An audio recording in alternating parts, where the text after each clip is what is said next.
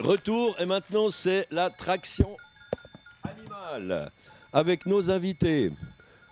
Avec, bouge pas, je me trompe toujours, Marc Rebaud, donc prestataire en débardage et en vigne. On a Mathieu Udriot, ingénieur en agronomie et passionné de la traction animale, qui fait des travaux pour tiers aussi, à l'époque. Et puis, on a Isabelle et Michel Carrel, un couple, c'est pour ça qu'ils sont ensemble, parce qu'au fait, ils sont mariés femmes, donc on n'a pas besoin des 2 mètres. Et puis, qui vont nous parler passionnément avec les 2 autres invités de la traction animale.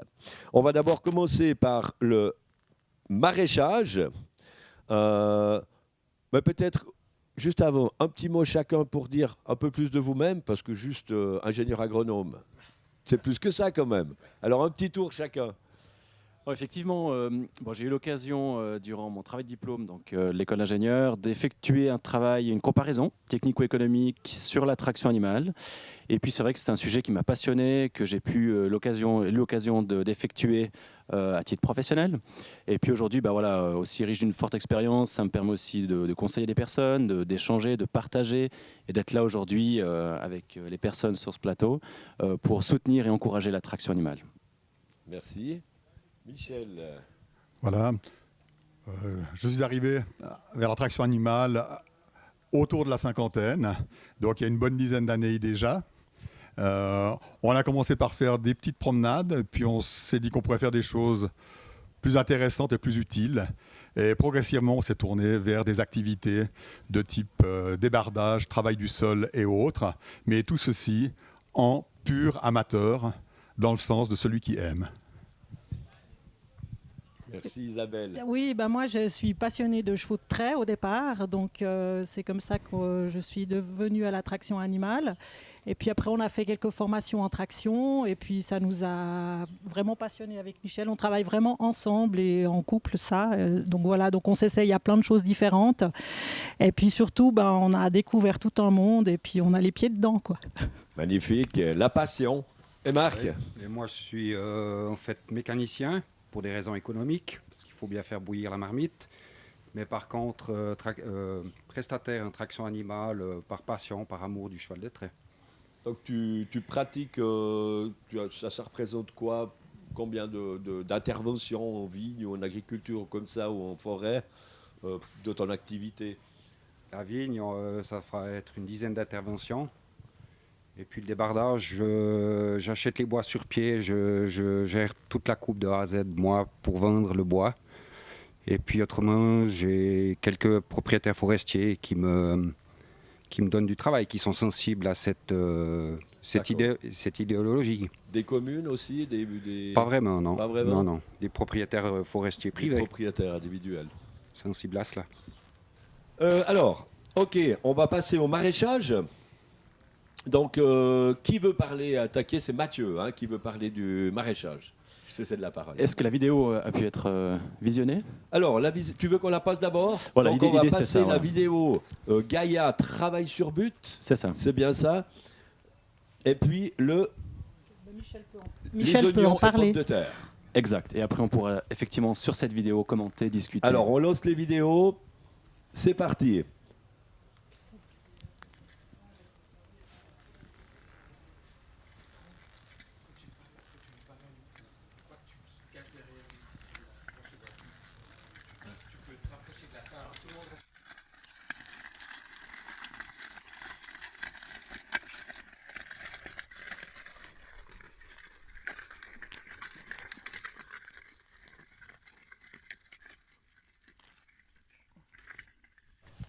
Fanny, la vidéo.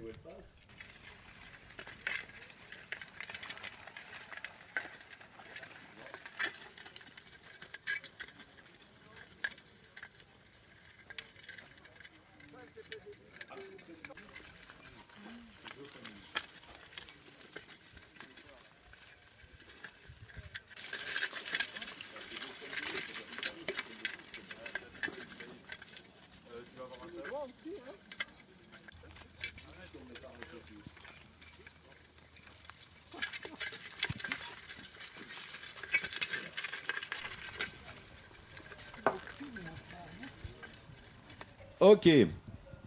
Alors, parle-nous un petit peu de ces vidéos. Voilà, alors sur ces deux vidéos, en fait, on peut observer un des paramètres qui va conditionner l'aspect économique et rentabilité de la traction animale.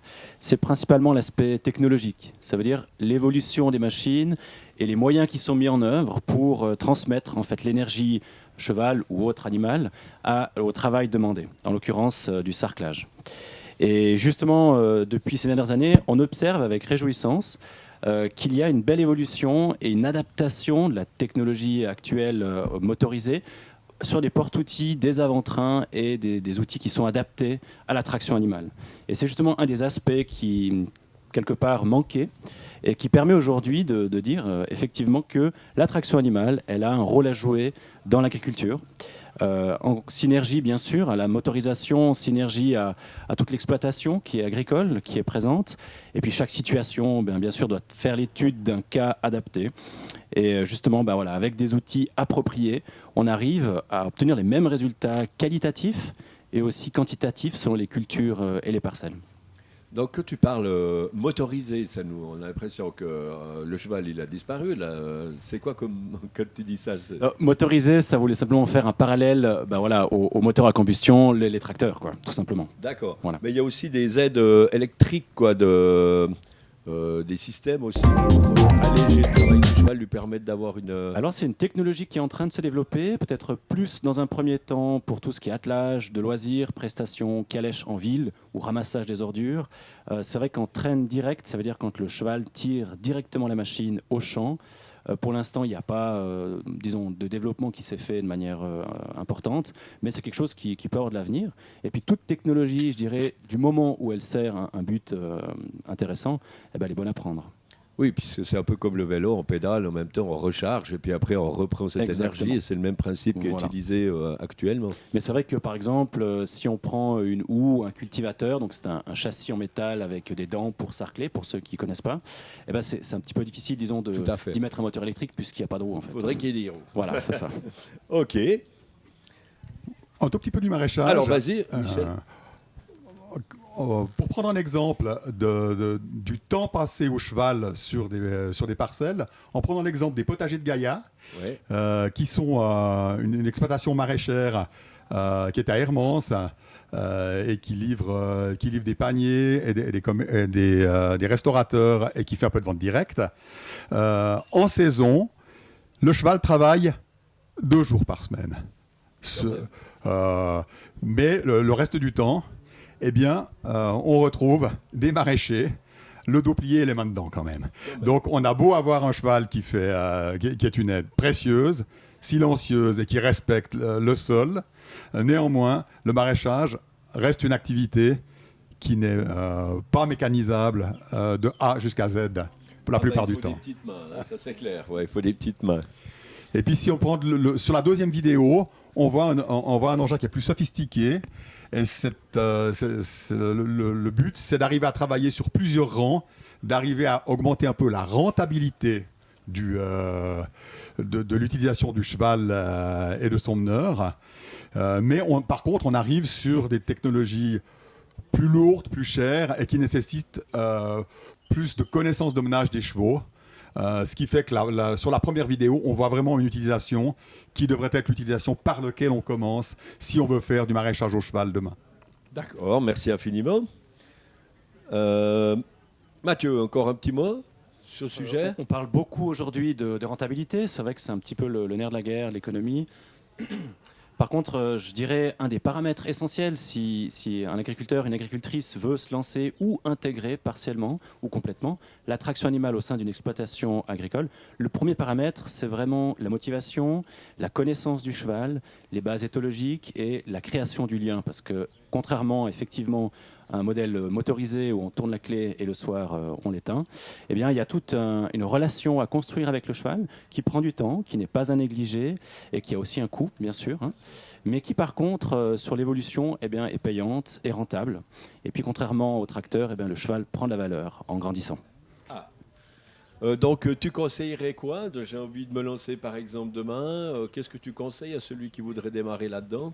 Alors si la personne en question n'a pas beaucoup d'idées ou ne connaît pas suffisamment le cheval, déjà c'est de faire des cours, des formations, déjà pour connaître le cheval, en l'occurrence. Ou, Si c'est le cheval. disons, Hein. il y a des choses précises, tu pourrais dire plutôt là, c'est intéressant ceci, cela, ou bien... Alors ça, je vais laisser parler après Isabelle pour tout ce qui est des cours, mais disons, se former, faire des stages, des expériences, aller rencontrer des gens qui la pratiquent de manière professionnelle ou pas, mais vraiment d'avoir des témoignages et puis de pouvoir échanger, parce que c'est quand on commence la traction animale, on se rend compte que c'est avant tout une aventure humaine, et puis qu'on fait beaucoup de belles rencontres, et puis que voilà, c'est comme ça en fait qu'on peut commencer, disons, qu'on peut aboutir à quelque chose d'efficace. Je vais plutôt parler comme ça, et puis disons de garantir aussi une réussite du projet, qu'elle soit technique, relationnelle, économique, enfin dans la globalité, je vais dire. Ouais, voilà. Puisqu'un cheval, ça vit longtemps. Ça vit bien quelques années, et puis c'est aussi un être vivant, avec une sensibilité, et du coup on est responsable de l'animal. Tout à fait. Et voilà, on se doit de l'accompagner jusqu'au bout. Quoi. Merci beaucoup. On parlera après des cours. Ouais. Ok. Alors, on va lancer la vidéo sur le débardage de Benoît Chomel, débardage Chomel 2018. Bienvenue aujourd'hui à Parc de Pinelon sur la commune de Saint-Étienne pour un chantier de débardage en co-traitance avec l'ONF. Alors Benoît, notre traditionnelle question maintenant, qui es-tu et que fais-tu dans cette forêt? Je suis Benoît Chomel, exploitant de travaux forestiers, utilisateur de la traction animale. Donc ici, là, aujourd'hui, j'interviens sur un chantier pour la ville de Saint-Étienne en sous-traitance pour l'ONF.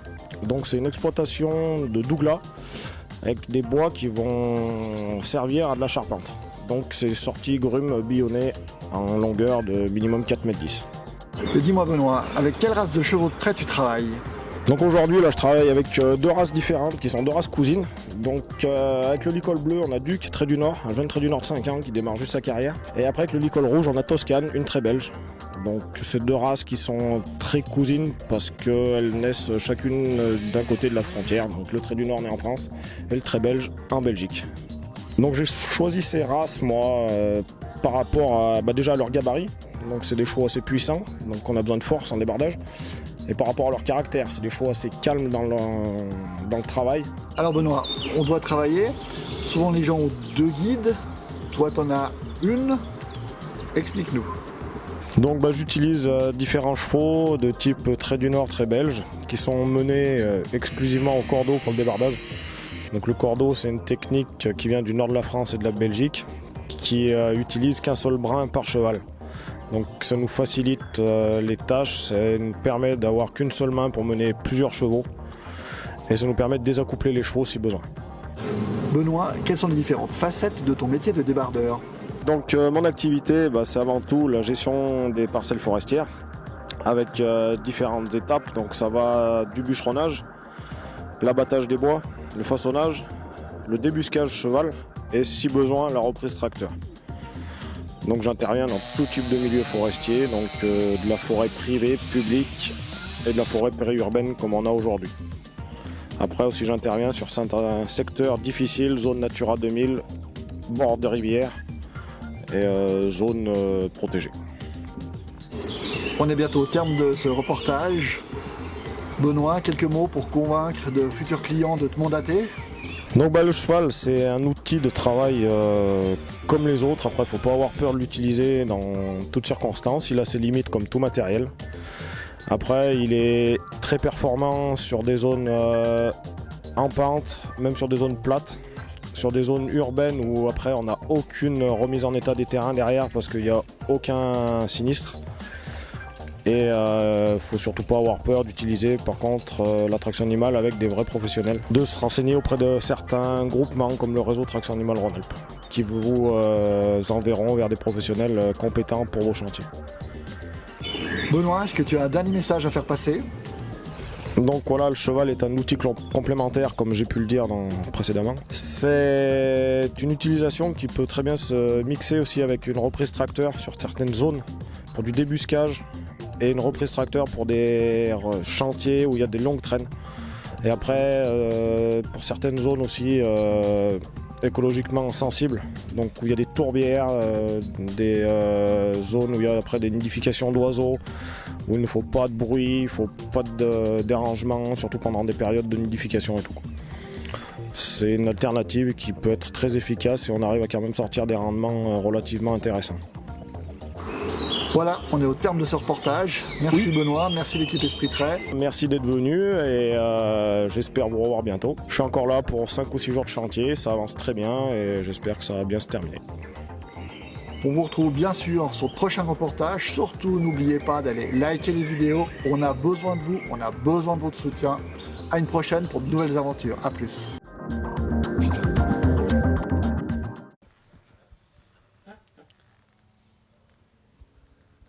Ok. Alors merci. Donc maintenant, on va regarder Marc Rebaud nous faire une petite démonstration. Je vais laisser Michel nous commenter tout ça avec les bons termes. Vas-y. Voilà, alors, Marc Rebaud va mener son cheval, Uranus. C'est un cheval de 12 ans, de race ardennaise. C'est un cheval qui est utilisé principalement au débardage et aussi en vigne. On voit que Marc a une seule corde dans sa main. Cette technique de menage s'appelle le menage au cordeau, où en fait on indique la direction et tous les ordres, d'une part à la voix, mais aussi grâce à un code, en faisant onduler plus ou moins fort le cordeau. C'est une technique qu'on rencontre très peu chez nous, mais qui en Belgique et au nord de la France est très répandue. Elle permet d'avoir qu'une main occupée et d'avoir vraiment l'autre main libre pour l'activité telle que le crochage du bois et autres.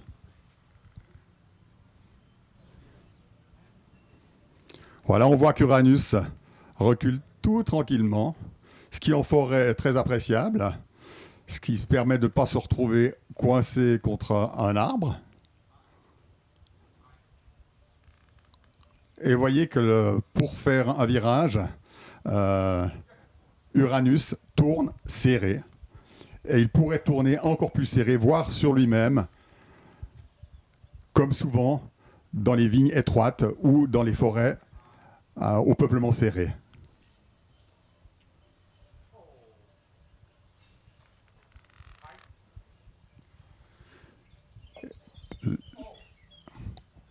Marc a posé son cordeau et son cheval lui obéit à la voix, ce qui peut être très pratique lorsque le cheval a pris un tout petit peu d'avance ou quand il y a quelques arbres qui gênent pour pouvoir mener correctement.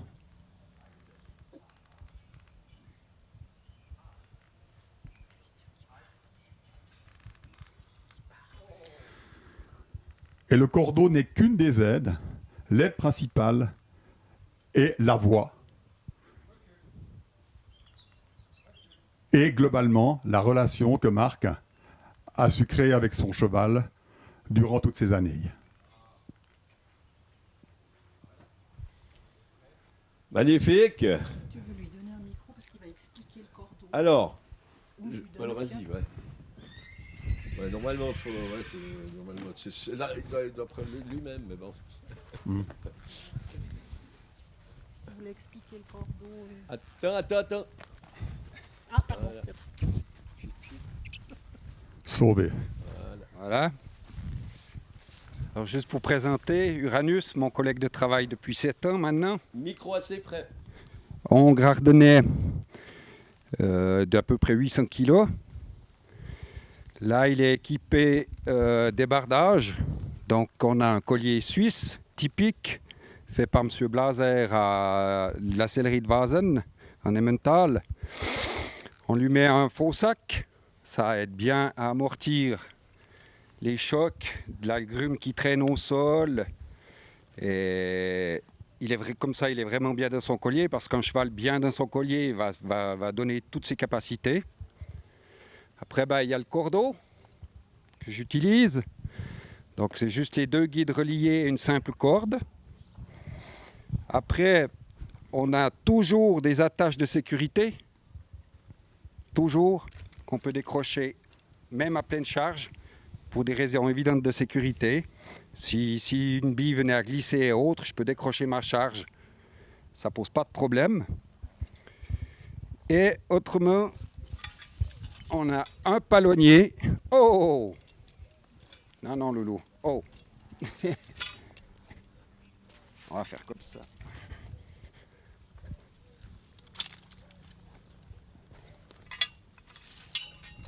Un simple palonnier, mais équipé d'un ressort aussi pour amortir les chocs de la traction et le départ, le décollage de la charge. Et une simple chaîne qu'on croche aux billes de bois. Donc un matériel quand même relativement simple, mais c'est ça qui fait toute son efficacité. Merci Marc. Voilà. Sinon... Oh. Donc les ordres que je lui donne, pour en revenir peut-être au cordeau, je propose d'abord l'ordre. Je propose l'ordre à la voix. S'il n'obéit pas, je vais appuyer avec le cordeau. Pour moi, ce n'est pas un moyen de contrainte, c'est juste, pour qu'on s'entende, un moyen de passer l'ordre. Uranus, ye, non, chut, oh, ye,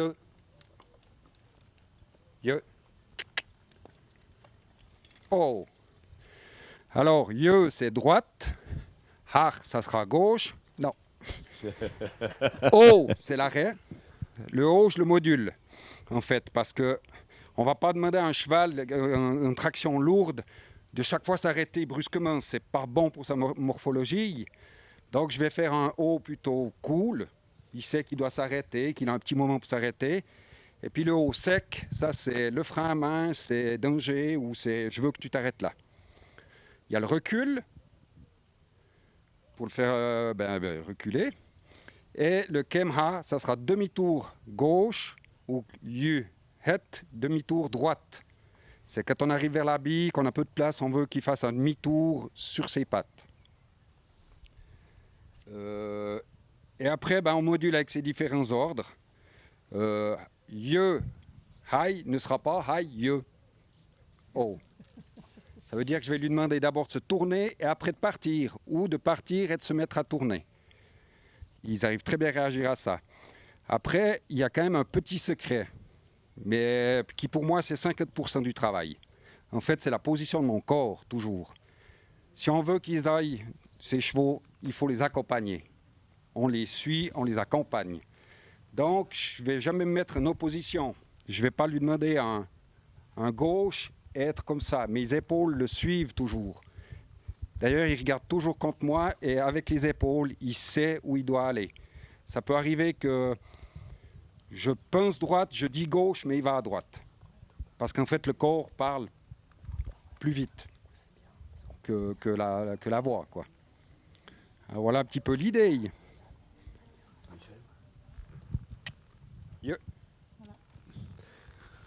Parfait, merci beaucoup Marc. Oh. Alors, peut-être aussi l'utilité du cheval actuellement en débardage, il n'y en a plus vraiment. Voilà. Je ne sais pas si on croit plus en nous. Mais pourtant, il a encore toutes ses cartes à jouer parce que en débuscage, il n'y a rien de mieux. Donc, débuscage, c'est tirer des billes sur 30 à 40 mètres pour les mettre en bord de chemin où elles seront reprises par un tracteur. Donc là, il peut être très efficace. On gagne quand même plus de temps que de tirer un câble. Tous les zones périurbaines, où là, il y a quand même un gros travail social aussi à gérer, parce qu'il y a des gens il y a les promeneurs qui sont là et autres. Donc, j'aime bien la phrase de Jean-Louis Canel qui dit « On n'a jamais vu un gosse caresser une tondeuse ». C'est un petit peu ça. Quand on est en zone périurbaine, on ne va pas aller avec un gros tracteur.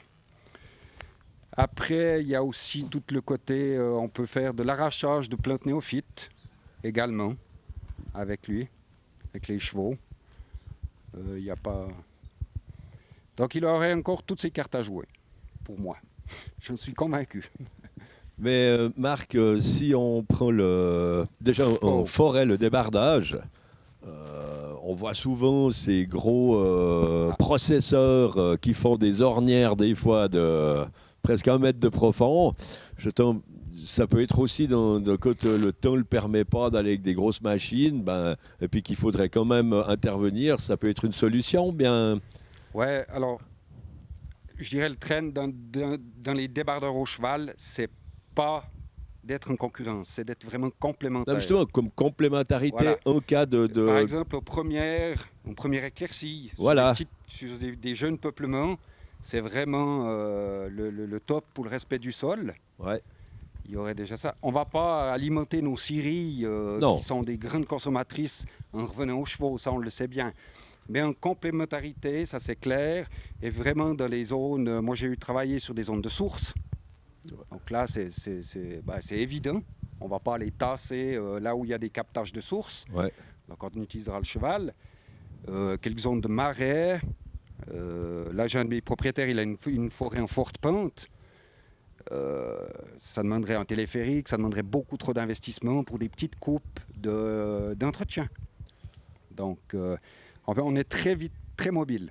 En fait, il faut en parler, il faut que les gens le sachent, parce qu'il y a aussi peut-être un manque d'information.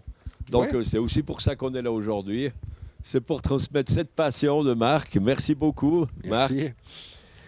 Alors, on va revenir sur le plateau en laissant Marc et Uranus retourner à l'ombre pour passer encore une vidéo justement d'un film de Marc sur le débardage.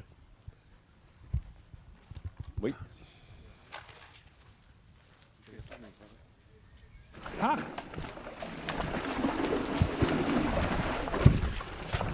Doudou. C'est bien. Hi.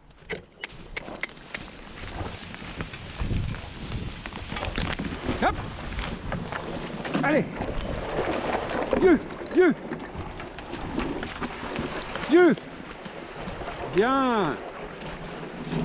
Hi. Encore un pas. Hi. Hi. Allez mon gars. Wow, brave. On y va doucement. Hi. Bien. Allez Doudou. Dieu. Doudou. Hein. Doudou.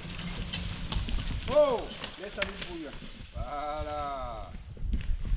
Youpi. C'est bien. Aïe. Aïe. Hop. Non, Dieu. Voilà. Ah, ah. Hop. Voilà, Marc. La vidéo qu'on a vue maintenant sur le débardage, et puis celle qui va suivre, donc traction cheval-vigne aussi. Donc c'est celle qui a été faite mercredi. Alors un petit mot sur celle qui vient de passer et celle qui va suivre. Bah là, il y avait une forte pente. Et puis, un des travaux où vraiment le cheval excelle, c'est les travaux en rivière. Les entretiens de rivière et autres, avec des berges qui peuvent être fragiles et autres. Nous, on passe partout. On passe pour sortir des pièces ou comme ça. Voilà, ou simplement, oui, du nettoyage. Ouais. Nettoyage, entretien, ouais. Mais Même ça si aussi, il faut le dire assez fort, parce qu'il y en a qui ne le savent pas. Voilà. Puis, un travaux en rivière, on travaille souvent avec des câbles, des poulies. On arrive toujours à sortir le bois, on passe partout. D'accord, magnifique. Et puis maintenant, donc, c'était aussi... Vas-y, Michel. Attends, on ne lance pas la vidéo. Michel va juste dire un petit mot sur la réalisation de cette vidéo avant qu'on la passe. Voilà. Alors, comme on est toujours friand d'images dans une émission en streaming, il nous manquait une vidéo sur le travail de la vigne, un sujet qu'on va aborder dans quelques instants. Et en fait, BioAgri a produit un film qui a été tourné ce mercredi sur le coteau du Mormont. Et c'est de nouveau Marc et Uranus qui sont à l'œuvre. Alors, régalez-vous. Il faisait vraiment beau ce matin-là au Mormont. Magnifique, le Mormont près de la Sarah. Oui. Alors, c'est parti. Alors aujourd'hui on est donc le 6 mai, dans une année précoce. La vigne a bien poussé, l'herbe a bien poussé. Et avec les conditions de pluie de ces derniers temps, le sol est bien détendu. Donc on a fait un travail avec le cheval. Marc Rebaud est venu avec son cheval, je le mandate depuis quelques années pour travailler le sol.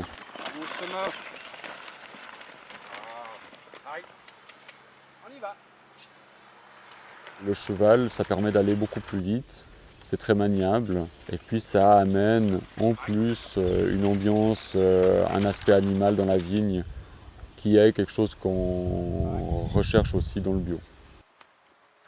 Le but, c'est simplement de déstructurer le système racinaire de l'herbe, puisqu'ici on est sur une vigne qui a beaucoup de concurrence en été où il fait très sec, donc l'herbe prend beaucoup d'énergie à la vigne. On fait un travail du sol pour aider la vigne dans sa croissance. Concrètement, donc le travail du sol ici, on travaille avec des griffes. Donc on a une charrue qui a 5 griffes ou 5 doigts, on pourrait dire. C'est comme si on fait un sarclage. Les dents restent dans le sol à une profondeur de 5 à 10 cm et elles permettent de couper ou défaire les racines des herbes. Ça ne déstructure pas le sol. Les horizons du sol ne sont pas transformés, donc ce qui est dessous reste dessous, ce qui est dessus reste dessus. Et là, le cheval, dans des vignes comme celle-ci, il est extrêmement bien adapté. Avec le cheval, l'avantage c'est qu'on décroche la charrue, on fait tourner le cheval, on bouge la charrue, on recroche la charrue sur la ligne suivante et c'est très pratique. Après, il faut un cheval qui réagisse bien aux ordres, qui puisse avancer, reculer, aller à gauche, aller à droite et qui n'a pas peur de reculer. Recule, viens. Voilà. Recule. Recule. Recule. Travailler avec le cheval, il faut que le vigneron soit là, je pense que c'est important. Il ne faut pas juste mandater quelqu'un qui vient travailler sa vigne et puis le laisser faire, il faut être là parce qu'on peut aussi voir l'évolution de son sol, participer à la bonification de son sol. Ce n'est pas un travail répétitif, à chaque fois on doit s'adapter, à chaque fois on doit réfléchir, on doit tester sur un petit bout, voir qu'est-ce qu'on va mettre comme outil, c'est quelque chose d'assez intéressant et là le cheval dans des vignes comme celle-ci, il est extrêmement bien adapté. Ok, alors Marc, tu vas nous parler un petit peu de ce travail qu'on voit dans la vidéo. Ouais, alors là, on avait attendu quand même un bon moment parce qu'avant, c'était vraiment des conditions un peu trop dures. Parce que c'est vrai que le travail au cheval, il ne faut pas oublier qu'il faut travailler avec la météo, vraiment. Ouais. Il faut aller au bon moment. Il faut que le sol soit... Voilà, parce que, en fait, avec le cheval, on ne peut pas tirer à outrance, mais c'est aussi le système d'économie quand même, parce que... Pas que le sol soit trop dur et sec, quoi, surtout. C'est l'avantage du cheval, il sera à l'économie partout, il va économiser le sol. Et là, c'est des fois pas toujours facile parce qu'en fait, un cheval de débardage, si on le prend à la vigne, il doit se recaler, il doit avoir un autre pas. On doit aller plus lentement, on va lui demander des grosses tractions. Là, la traction est moindre, mais par contre, il faut faire très attention. Comme là, il y avait les bourgeons, il y avait les jeunes pousses. C'est encore un boulot plus difficile que ce qu'on peut faire au printemps, à l'automne. D'accord. Et c'était un simple griffage. Moi, je suis là vraiment dans le meneur, en tant que meneur du cheval. Après, c'est le vigneron à lui de me dire ce qu'il veut, comme il veut. C'est justement une relation qui est extraordinaire avec Steve. C'est qu'il est tellement passionné de son sol.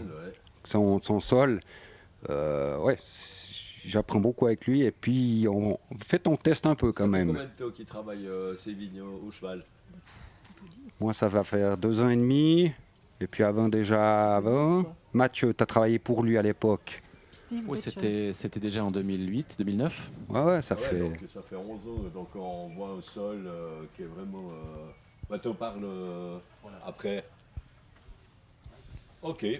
Alors, parlons du sol, puisque c'est quand même l'élément de base. Effectivement, si on recadre un petit peu plus sur l'aspect agronomique, viticole, ce qu'on peut effectivement visualiser, c'est que la traction animale a un intérêt particulièrement dans la viticulture biologique, où là, justement, chaque année, il faut gérer ce qu'on appelle le stress hydroazoté. Ça veut dire simplement la concurrence de l'herbe au niveau de l'eau et des éléments nutritifs, principalement sur le stade post-floraison, où la vigne en maturité a besoin de passablement de ressources. Et là, le griffage, on appelle ça un griffage, c'est pas un sarclage. Pourquoi ? Parce que le griffage va simplement déranger l'herbe, tôt au printemps, on commence plusieurs passages de suite avec justement une traction légère, un petit cultivateur ou autre outil aratoire, superficiel, et l'herbe va être dérangée dans son cycle.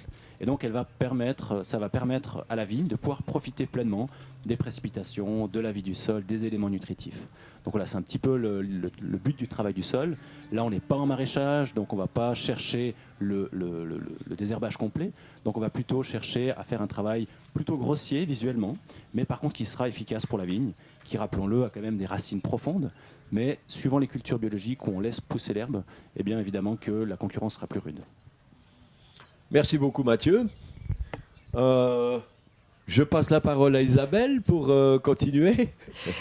Oui, alors là, on a vu des chevaux qui ne sont pas des chevaux suisses, enfin de race suisse. Mais ce qu'on voulait dire aussi, c'était que tous les types de chevaux pouvaient faire ce genre de travail, notamment le maraîchage et le travail en vigne. Le maraîchage, il y en a qui le font aussi avec des ânes. Il y a aussi du maraîchage du travail qui peut se faire avec des bœufs, des mulets. À Bioagri, d'habitude, on a Thomas qui vient avec ses mulets pour montrer justement ce travail en vigne. Et en Suisse, donc, nous, on a évidemment une race Franche-Montagne qu'on aimerait aussi promouvoir parce qu'elle est aussi tout à fait adaptée pour faire... Il y a des débardeurs en Suisse qui le font aussi vraiment bien avec des Franche-Montagne. Donc, voilà, on a une petite vidéo pour ça. Michel, tu veux la présenter ? Le labour. Alors Michel, présente-nous le labour. Voilà, c'est lui qui a monté les vidéos. Alors là, on est un petit peu à l'inverse de ce qu'on parlait tout à l'heure par rapport au sol, hein, puisqu'on n'est plus dans une logique de griffage, de déranger et autres. L'objectif, c'est de transformer une prairie en une culture de céréales ou de pommes de terre. Donc là, on retourne du sol. Alors, quand on part de labour au cheval, il faut rester modeste par rapport aux profondeurs de labour que sont malheureusement capables de réaliser les tracteurs d'aujourd'hui. Quand on laboure au cheval, on va rarement au-delà de 15 à 20 cm. Donc quand des gens travaillant au cheval se confrontent à des gens travaillant en motorisé, ils disent mais vous labourez pas vraiment vous avec vos chevaux. Et puis c'est mais on reste de justement la bonne couche, celle qui nous importe, c'est la couche unique. Et c'est peut-être bien. Là en l'occurrence, on va voir 4 Franche-Montagne qui labourent.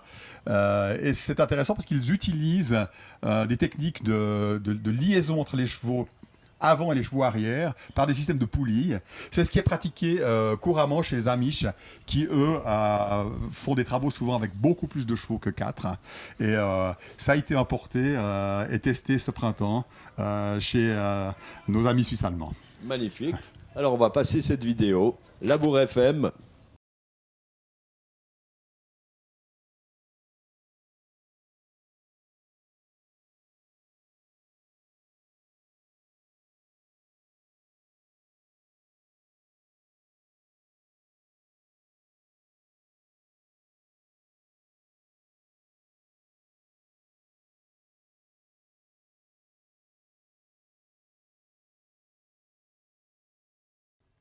Ok. Eh bien voilà, maintenant, on a vu un léger survol de toutes les capacités qui sont bien plus importantes que ce qu'on a vu de nos amis les chevaux.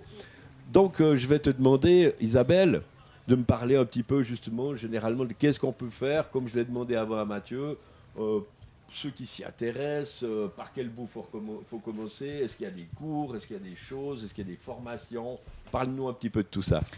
Oui, alors malheureusement en Suisse, il y a peu de formations au niveau du cheval de travail. Il y a une association suisse-allemande qui s'appelle IG Arbeitspferd qui font des modules, je connais malheureusement pas très bien parce que mon suisse-allemand est catastrophique.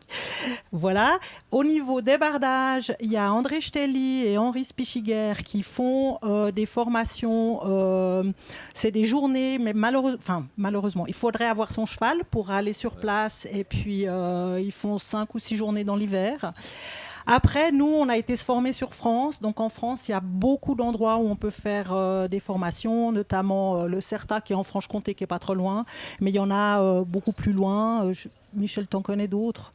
Oui, typiquement, il y a tout la nébuleuse Promata, qui sont plutôt, ils sont un petit peu loin, ils sont souvent en Ariège, où ils mettent en avant l'utilisation de l'âne pour du maraîchage et qui proposent des formations qui comprennent aussi bien la conduite des animaux que les itinéraires techniques, ce qui permet de repartir avec un mini bagage en maraîchage. Et puis il y a aussi des formations longues. En France, de nombreux lycées agricoles proposent des formations d'utilisateurs de chevaux attelés. C'est des formations qui durent en général une année. Pour nous, Suisses, c'est un petit peu plus difficile, mais pour nos amis français, beaucoup de ces formations ont des financements de type Pôle emploi ou de type amélioration en agronomie. Donc ces formations existent. Nos amis français nous accueillent volontiers. Il faut qu'on juste trouver les bons papiers pour pouvoir rentrer au bon moment. Voilà, ce que je voulais dire aussi, c'est qu'évidemment que nous, on a un espèce de petit réseau, mais on est vraiment ouvert enfin, si quelqu'un connaît des types de formations en Suisse où sont des prestataires, etc., qui nous fassent signe, quoi. Comme par exemple l'équipe FM, est-ce qu'ils font des formations ou bien Alors, si on rentre dedans, on le fait par... Alors, la Fédération des Franches-Montagnes, je ne connais pas bien. Par contre, l'équipe Franche-Montagne, c'est une équipe dont vous avez vu Dominique Laurent qui a fait le labour à 2 Franche-Montagne. Ça, c'est une équipe qui fait partie, enfin, dont le but est de participer à des routes internationales qui sont des routes pour la mise en valeur des chevaux de trait. Et cette équipe met en valeur la race Franche-Montagne. Donc, alors, c'est des courses relais avec des temps impartis entre les différents relais.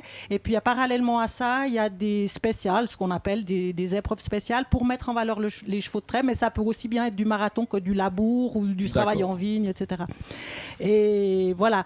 Alors, qu'est-ce qu'on voulait encore dire d'autre ? Ah oui, qu'il y avait aussi d'autres manières de valoriser ces chevaux.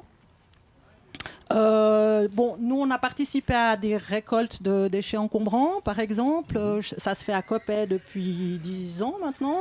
Je sais qu'à Lucerne, ça se fait aussi. Il y a eu un projet à Saint-Imier. Il y a eu un projet du côté de Fribourg. Enfin, voilà, ça, c'est quelque chose qui se développe. Donc, du travail urbain, où ça peut être de l'arrosage de fleurs, des collectes des poubelles urbaines ou bien du ramassage de gros déchets, ce genre de choses. Et puis comme à point, ce qui peut être peut-être intéressant, c'est d'avoir, justement quand on a une ferme, de faire du tourisme rural. Enfin, peut-être vous avez entendu parler des chars à fondue ou des promenades. Oui, tout à fait, bien sûr. Notamment, il y a une ferme à Montcreusin qui travaillait beaucoup en traction animale et aussi, parallèlement à ça, ils faisaient visiter le parc des éoliens de Montcreusin. C'était Henri Spichiger qui le fait et je pense que son successeur le fait aussi. Je ne sais pas.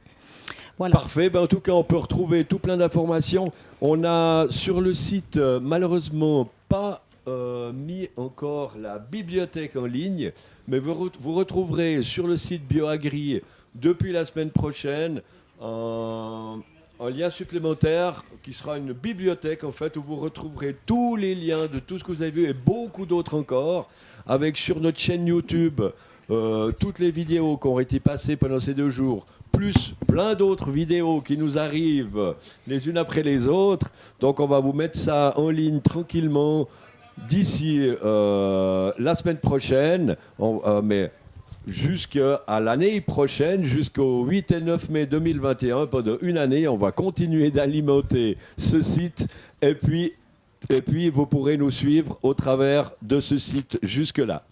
Alors, je peux encore juste rajouter un petit mot de la fin. Voilà, j'ai juste mis mon numéro de téléphone, c'est sans prétention, c'est juste si des gens ont des questions à poser, si des gens cherchent une formation, cherchent de pouvoir aller trouver quelqu'un, peut-être aller trouver Marc qui travaille, pour pouvoir après les adresser aux bonnes personnes, quoi. Alors vous pouvez aller sur le site et cliquer, poser vos questions. Vous posez vos questions, nous on transmettra au site vos questions à Isabelle et à l'équipe pour qu'ils puissent y répondre. Sur Facebook aussi, vous pouvez cliquer, poser vos questions et puis il y aura des réponses à toutes les questions, on vous garantit. J'ai encore une question. Vas-y. Juste une remarque. Je voulais remercier Esprit Trait parce qu'il y a certaines de ces vidéos qui ont été filmées par cette association. Et puis, Marc, il cherche du travail aussi. Donc, vous pouvez faire affaire. Et en plus, il est Covid compatible puisqu'il bosse tout seul. Voilà, exactement. Donc, il n'y a pas de problème. Donc, tu veux parler de ton site juste Fer à cheval sur Facebook, je crois. Voilà, j'ai une page Facebook, Le Fer à cheval, F-A-I-R-E et CH en majuscule. Le fer à cheval. C'est aussi normalement fallait sur le différencier des Français qui font aussi des jeux de mots stupides. Donc j'ai mis CH en majuscule. Alors, merci Marc. Un petit mot encore. Juste pour finir, restons curieux et ouverts d'esprit. Merci Mathieu. Eh bien, on clôt cette session traction animale fort intéressante et sympathique avec notre ami Uranus.